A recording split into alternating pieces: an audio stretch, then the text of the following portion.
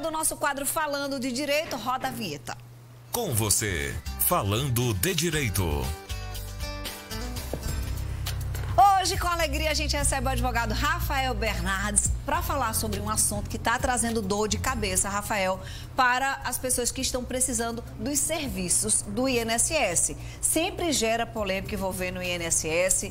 Vários meses por conta da pandemia, teve o serviço, o atendimento, na verdade, presencial suspenso, mas que está sendo retomado, pelo menos em partes. Rafael, boa tarde, seja bem-vindo ao Com Você. Boa tarde, Fê, tudo bem? Tudo jóia. Tudo certo. Inclusive, quais são os serviços que estão sendo retomados presencialmente? Então, de fato, essa semana retomou as atividades, mas nem todas as atividades permanecem com atendimento presencial. Então, algumas atividades vão permanecer com atendimento remoto, outras atividades com atendimento presencial. O que retomou essa semana que é importante o pessoal saber, né? Então, por exemplo, justificativas judiciais ou administrativas, né? Que são documentos que a pessoa tem que levar para comprovar um vínculo familiar, para comprovar uma união estável, ou até mesmo para retificar alguma informação da sua CNIS, que é aquilo que é o extrato da aposentadoria do INSS. Isso retomou, né? Cumprimento de exigências. Então, às vezes, o segurado fez um pedido de um benefício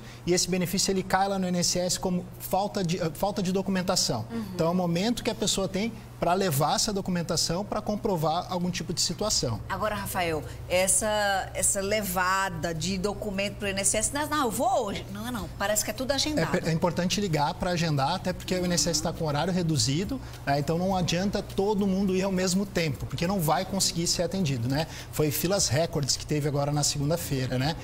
Algumas outras situações que também retomou é a questão da reabilitação profissional, né? Isso é uma questão importante. Então, reabilitação profissional é quando o empregado sofreu um acidente de trabalho, ele ficou com a capacidade reduzida e ele tem que passar por um programa do INSS para voltar a trabalhar. Então, esse serviço também ele retomou, né? E outros serviços seguem de forma remota, né? Perícia está remota? A perícia é uma confusão. Acho que a perícia a gente vai falar daqui a pouco, porque assim, deveria retomar, o governo está com uma briga, né? Porque o governo quer que os peritos retornem, a associação diz que não vai retornar enquanto não estiver adequado o ambiente. Mas, gente, eu fico pensando, que adequação é essa? Porque se é uma pessoa por vez, então, não é? É o perito e a pessoa. O perito é todo paramentado. A pessoa também nas obrigações de entrar com máscara. Eu fiquei sem entender. Então, os médicos não deveriam estar atendendo, Rafael? E aí que a crítica que também se faz, né, não pegando nenhum lado nem outro, acho que os dois lados são importantes ser ouvidos, mas que a maioria dos peritos, eles trabalharam, felizmente trabalharam em meio à pandemia, porque eles não ficam exclusivamente no INSS, né? Então. Eles dão atendimento em hospitais também. Não é? Engraçado. Aí, Rafael não fala, porque ele é, né, polido de advogado, jornalista tem mesmo que falar, e é o seguinte, não é arriscado quando vai para o hospital, dá o plantão, etc e tal, para a clínica particular e etc e tal, mas é arriscado quando vai para o INSS, não entende essas coisas não, Rafael? É bem complicado, Fernanda, e é até importante a gente falar sobre isso, porque o que estava acontecendo agora, né, nesse período de pandemia com atendimento presencial suspenso, né? Eu sofri um acidente de trabalho, eu tenho que me afastar por um problema de saúde, então tu entrava no meu INSS, cadastrava o teu atestado, que tinha que ter a CID, o código da doença, e o INSS ele não concede o benefício integral, ele concedia apenas um salário mínimo. E aí, então, por exemplo, né, a gente tem casos de pessoas que ganhavam bem mais que isso, precisam disso para manter a sua família, seu custo de vida. Estão prejudicados. Estão recebendo um salário mínimo. Aí, imagina a quantidade de pessoas, se fala em 900 mil requerimentos, né? Mas nem se compara a questão da perícia, a quantidade de perícias que teriam que ser realizadas para se dizer assim, não, tu tem direito ao benefício, tu não tem. Tem uma notícia boa, que eu até li essa semana. Uma portaria do INSS disse que é o seguinte, benefícios concedidos com data final até 2 de julho, esses benefícios que as pessoas receberam apenas um salário mínimo, eles vão começar a pagar em outubro o valor integral. Tá. Então, esse retroativo vai começar a ser pago agora para essas pessoas. Quem estiver, por exemplo, ainda em época de prorrogação, que queira prorrogar, com a retomada das atividades presenciais, vai ser na forma presencial. Entendi. Ou seja, quem está até 2 de julho... Quem teve recebido até 2 de julho já vai começar a receber.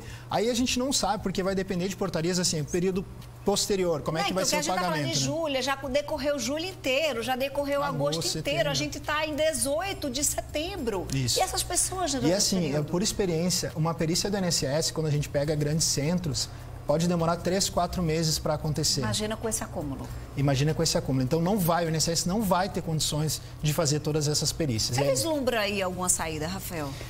Pode ser feito a questão da saída judicial, né?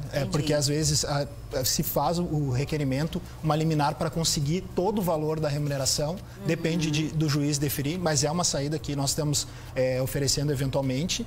E às vezes até nessa situação, a perícia judicial pode acontecer até antes da perícia do INSS, né? Gente, são as coisas que a gente só imagina mesmo, né? Acontecendo por aqui. Não tem nenhuma previsão dessa retomada das perícias médicas?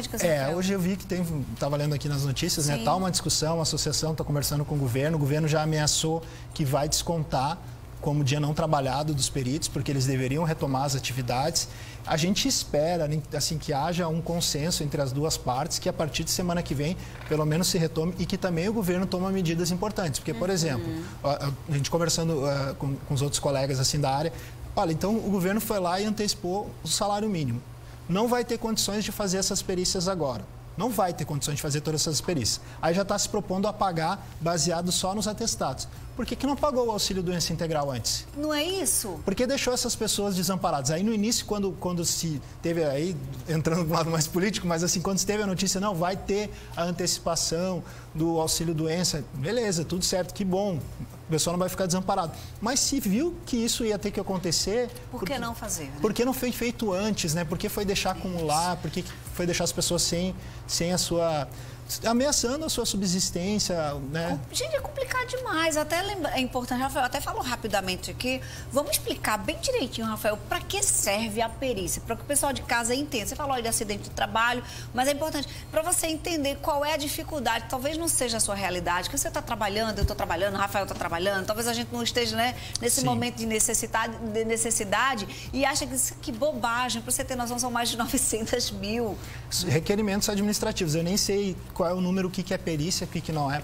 A perícia, ela vai avaliar a condição do segurado, né? Quando tu entra com atestado perante o INSS, tu tem que passar por uma perícia, levar os atestados, documentação pessoal, para que o perito diga assim, olha, tu estás inapto e tu deve ser afastado por um período, digamos, de 90 dias. Então, alguns benefícios geralmente são concedidos por um curto espaço para ser reavaliado essa pessoa. Então, dá 90 dias, vai avaliar novamente, dá mais 90 dias. Isso é muito importante. E tem um fato mais importante ainda que me parece, que assim, essa antecipação, ela automaticamente, o benefício, ele vinha como benefício comum, não como um acidente de trabalho.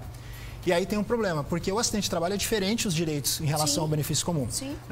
Pegamos um caso essa semana do funcionário que foi acidentado numa fábrica, ele perdeu praticamente a mobilidade de um dos membros da mão, então, e ele está com um benefício comum.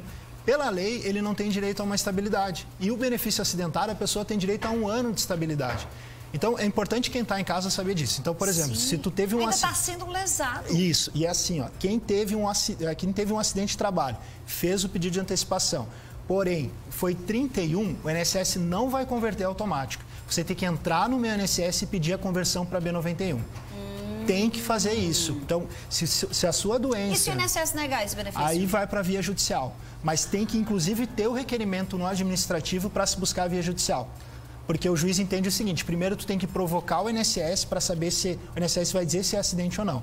Então, todo mundo que doenças do trabalho tem que fazer o pedido de conversão na via administrativa. Corre o risco da pessoa ter que devolver algum recurso? A gente estava falando, porque daí, como é que vai ser isso aí? Quanto tempo depois? Aí a pessoa teve um problema de saúde porque precisava de 60 dias. Já passou o prazo, não tem condições de uma perícia agora, de repente, avaliar essa pessoa agora. Então, o que está se falando, que também não é nada concreto, é que não vai ser devolvido, não vai, eu acredito que não vai ter que haver devolução dessa, e vai haver a complementação do valor integral, já para esses benefícios agora de julho já estão sendo pagos, mas não vai haver necessidade alguma de ter que devolver o valor, né? Ou seja, gente, o serviço dos advogados, os serviços de vocês são mais essenciais do que nunca, porque tem ainda a história da prova de vida. Como é que fica essa história da prova de vida, hein, Rafael? Está suspensa ainda, né? A prova de vida a pessoa tem que fazer para continuar recebendo o benefício. Está então, suspensa. Até 30 de setembro está suspenso. E também é importante assim que às vezes as pessoas, por conta da pandemia, pode se sentir assim, uma pessoa idosa, não se sentir à vontade para ir no INSS. Risco, né? Tem o risco. Então, há a possibilidade de fazer uma procuração. O INSS já está aceitando a procuração eletrônica, tem as informações no site do INSS, procura o cartório mais próximo da sua região para fazer por via eletrônica. Daí faz via eletrônica, a pessoa não precisa ir. Por procuração é feita a prova de vida.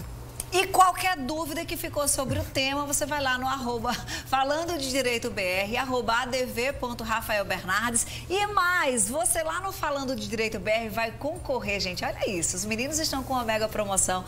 É um iPhone, né, Rafa? Tá pertinho de ser sorteado agora em outubro, né? Agora em outubro. Passa rápido, né? Passa super rápido, gente. É facinho, tá? Você vai lá nessa publicação, exatamente nessa.